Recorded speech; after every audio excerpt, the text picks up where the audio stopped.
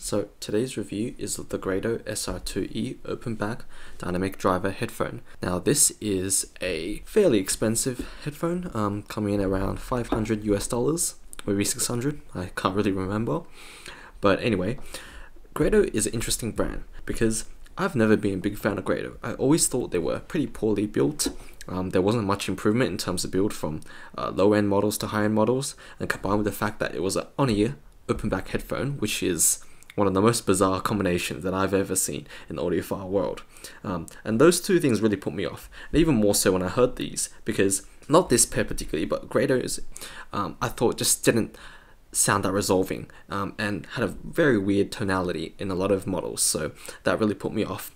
However, I am glad to say that this is one of the few models from Grado that I actually like, at least some parts of it I do. So, starting off with the overall build.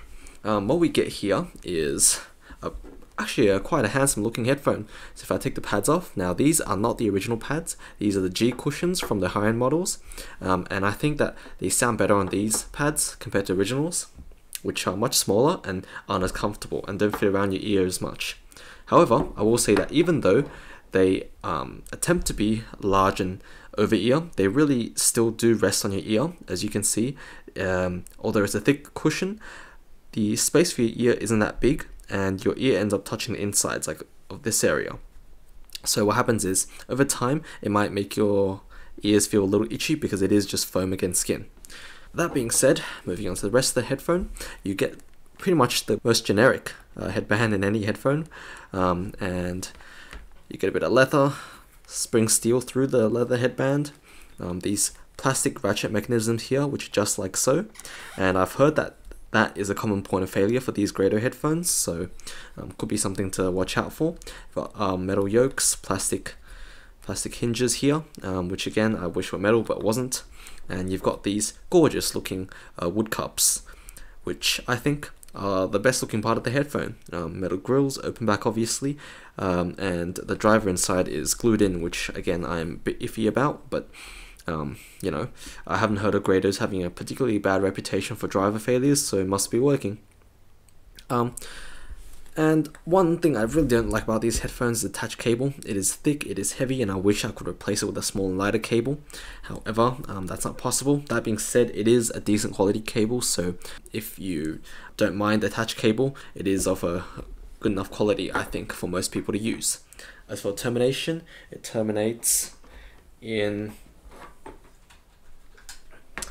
a 6.5mm jack, which is quite a hefty jack to wield. Particularly this area here is quite huge, and that is going to be a problem for some smaller devices. However, I think most people aren't going to have an issue, since they're going to probably be using this at home on a desktop setup where there is plenty of space on the amplifiers to plug in a big plug like this. Comfort on these headphones, as I talked about earlier with these cushions, is middling. On one hand, it is an incredibly light headphone, and that makes it comfortable in itself. However, these pads are pretty much on ear and do make my ears a little itchy after a while. That being said, the light clamp along with the low weight means that my ears never felt any fatigue really, and even though headbands are the best design, I didn't have a hotspot just due to how light it is. So overall comfort is pretty good, I'd say. Starting for the sound. Overall, the frequency response of this headphone is strange but somewhat neutral, which is one of the oddest things I probably said, but I think that this is a lean sounding headphone. There is definitely treble emphasis, and there's definitely bass roll off. However, there is a bit of upper bass, mid bass emphasis for some warmth. There is definitely a mid-range peak somewhere, which makes vocals come through very intimately, and although there is treble peaks, I think there are some treble dips, one of them around 6K, that removes a lot of the sibilance that could potentially come from this headphone, so that's always a good thing. I think that detail retrieval on this headphone is actually quite good for its price.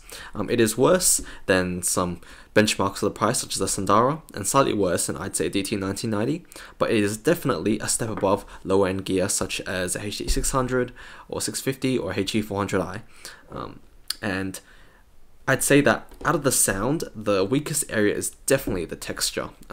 Things just sound over sharpened, and while it is clear and at first very engaging to listen to, over time you lose a lot of the fullness of every note, and each note sounds less organic and less nuanced. So that is definitely a problem I find with these headphones, that keep them from having that high level resolution that I hear with a lot of other headphones that present that nuance, that present that fullness of the sound, and that information that I can get from that. While these present the sound and cut it off, over sharpening it, which makes it quite fast and bright sounding and detailed. However, once you listen closely, there is not that much detail in comparison to those much higher end headphones.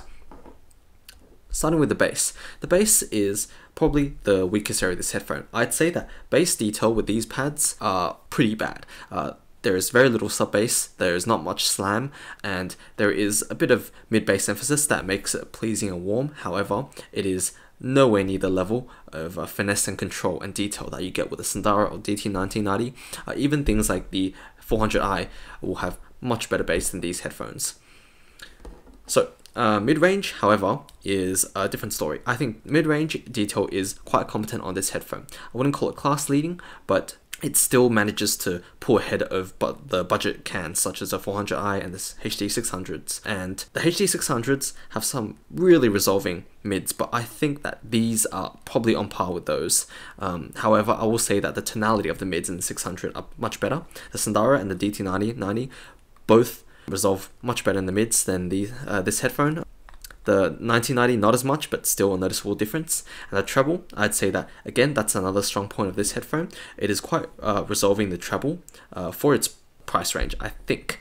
And that's mainly due to the fact that the Sundara exists. The Sundara has crazy detail in the treble, something that competes with even higher end headphones. So with that existing, along with the ruthless bright presentation of the DT9090, which pushes a lot of detail to the forefront, I think that the RS2 in comparison will sound more veiled and sound less detailed. And some of the dips in the treble do create a bit of veil in the RS2 when I come from something like the HD800, which sounds much more detailed in terms of just frequency response, evenness, which makes sure that there is no areas of that, in comparison, does not have nearly as many dips in the treble.